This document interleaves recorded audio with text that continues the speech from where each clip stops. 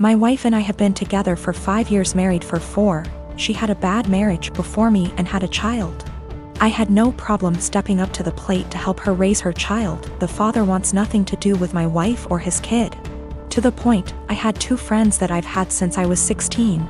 They were both female and I had dated one of them for 4 years, but we split up agreeing that we made better friends than an actual couple. This never happens in real life apparently. She's always been my go for advice, and I made our friendship 100% transparent for my wife when we first met, and never did anything. Out of habit, my friend and I still said we loved each other, but more of a platonic love. We both loved our current partners and never wanted anything between each other. However, after a few years this took a toll on my wife and she asked me to stop telling her that I loved her. So I explained this to my friend and she said she understood and would have no problem doing so. Another month or so I still have 100% transparency with my wife as to make her feel comfortable. I got deployed and my friend had just had her baby and asked me if I wanted to FaceTime to see her. I said yes, naturally happy for her and her husband. After a nice chat and meeting her new son, I got a call from my wife a few days later asking if I had talked to her KN FaceTime. I told her that I had and why, also telling her what we had discussed. My wife then didn't talk to me the rest of my deployment. When I got home I explained that I was sorry it hurt her feelings and wanted to make things better. She told me to never talk to her again. I tried to explain that it was just a friendship and that neither of us wanted a relationship.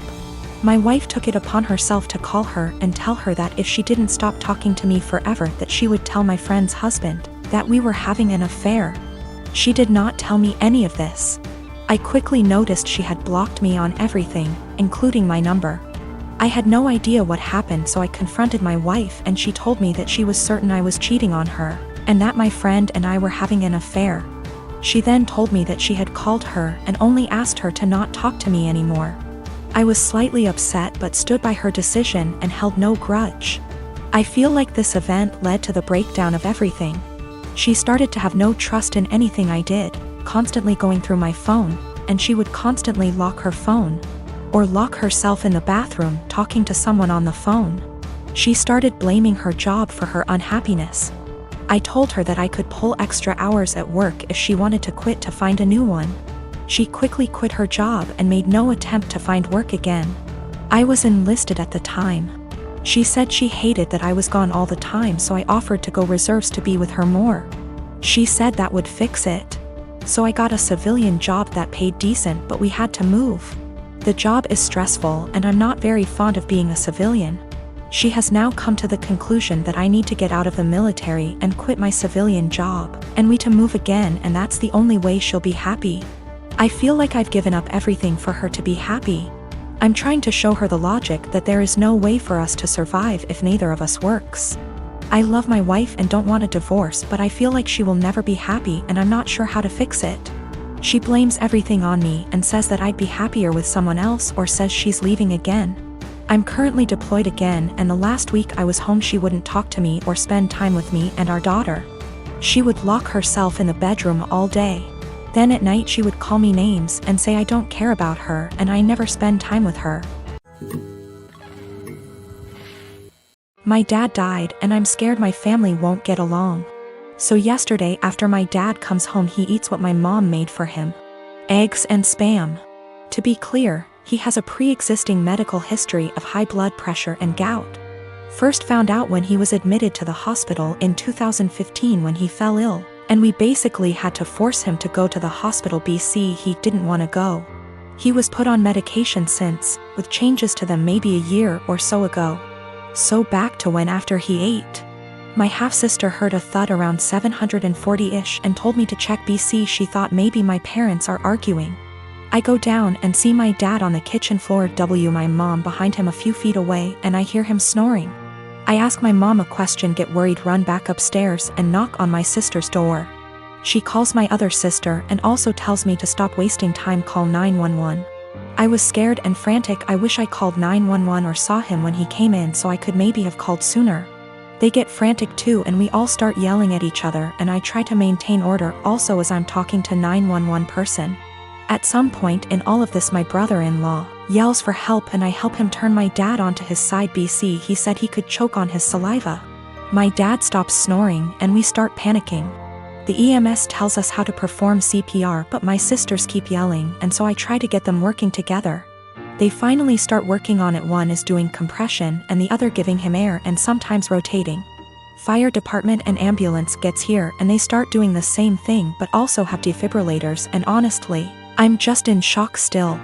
It was maybe 8:03 p.m. when they came or so, I don't remember, it's all a blur. I checked my phone for timestamp, but I called twice so I forgot when original call was placed. They called it at 8:50 p.m. and I just began to lose it. My aunt comes and my sister is trying to call my dad's work to let his bosses know.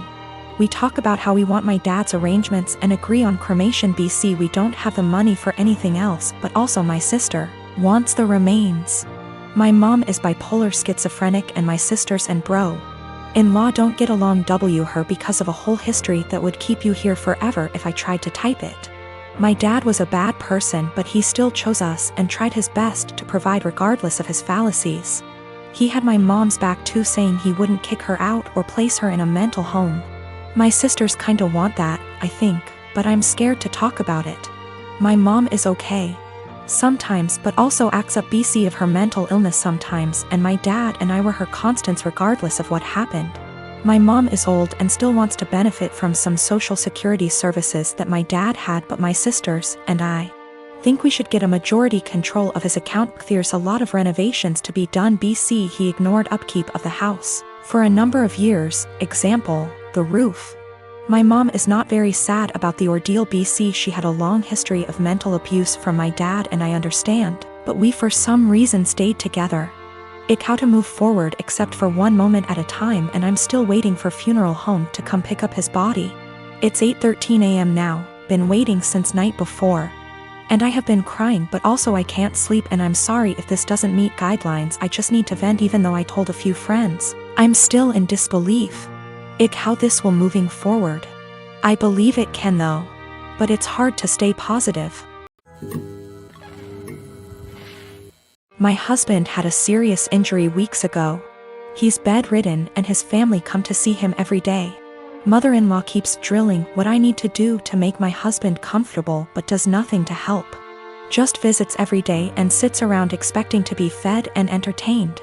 Sometimes Bil, his wife and kids join them and turn the house into a mess. Yesterday Mil, her husband and son came again. They checked on my husband, then went to sit in the living room for hours.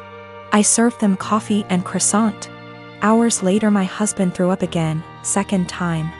I had to take care of changing his clothes and cleaning the sheets to avoid infections. I was exhausted. I came downstairs and mother-in-law looked at me and asked, "Hey, where's our dinner?" I was shocked that after seeing me go up and downstairs many times and cleaning and bringing new sheets and running the washing machine that she'd expect me to prepare dinner. I'd already eaten a sandwich at 6 and yogurt. I have problems with my stomach and stress, and pregnancy made it worse. I'm 4 months in. I pointed at the kitchen and told her to help herself out. She gave me a look, then said she didn't expect me to ask her to cook dinner at my house. I said I didn't expect her to ask me to cook dinner while I'm taking care of her son. She started arguing about the way I spoke about my husband, saying as his partner, "This is the least I could do," and called me unhinged for throwing in her face that I'm helping my husband. She got her husband involved, asking what his thoughts were on me making guests go hungry and forcing them to cook themselves, when this supposed to be my duty as a host homeowner. Father-in-law said they could order food and call it a day, and yelled at my younger brother-in-law to stop playing on his phone and order food, but mother-in-law got mad and lashed out, criticizing me, saying I wasn't up to the challenge of taking care of my home and my guests like an adult. I lost it on her and told them to leave since she kept yelling, disrupting my husband's sleep.